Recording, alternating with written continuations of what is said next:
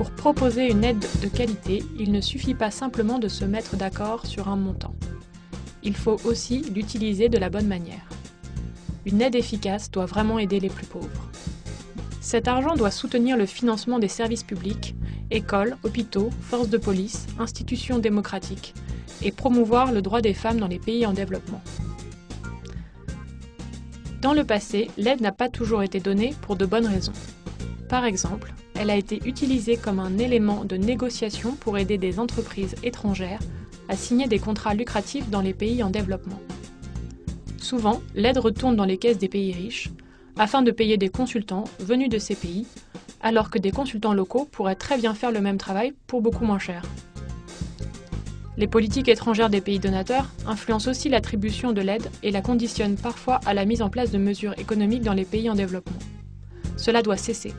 Si l'aide est utilisée directement pour financer les budgets de l'éducation et de la santé, les gouvernements des pays en développement sont alors en mesure de gérer leurs propres ressources et décider seuls de l'utilisation de ces fonds au profit des plus pauvres. Cela permet aux pays en développement de planifier leurs dépenses de santé et d'éducation. Les universités peuvent ainsi mettre en place des cycles complets de formation sur 3 ans pour les infirmières. Pour éradiquer la pauvreté, il est essentiel de voir à long terme. L'aide doit donc être distribuée par cycle de 3 à 5 ans et non dans le cadre de projets à court terme.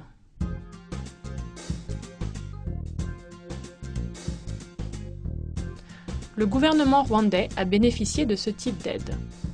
Cela lui a permis de mettre en place un système de santé pleinement efficace qui a attiré des travailleurs mieux formés et mieux rémunérés. Et la corruption alors ?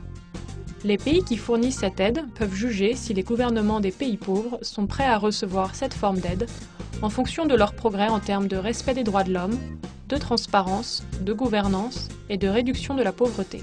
L'aide publique au développement peut soutenir la liberté de la presse, former et recruter des juges, développer la société civile et les institutions de contrôle.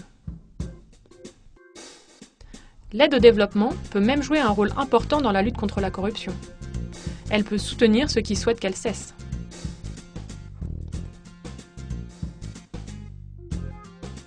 Donc, quand l'aide vient soutenir les budgets des pays en développement, et ce, à long terme et sans conditions inutiles, alors les gouvernements de ces pays peuvent s'organiser de manière efficace pour venir en aide aux plus pauvres.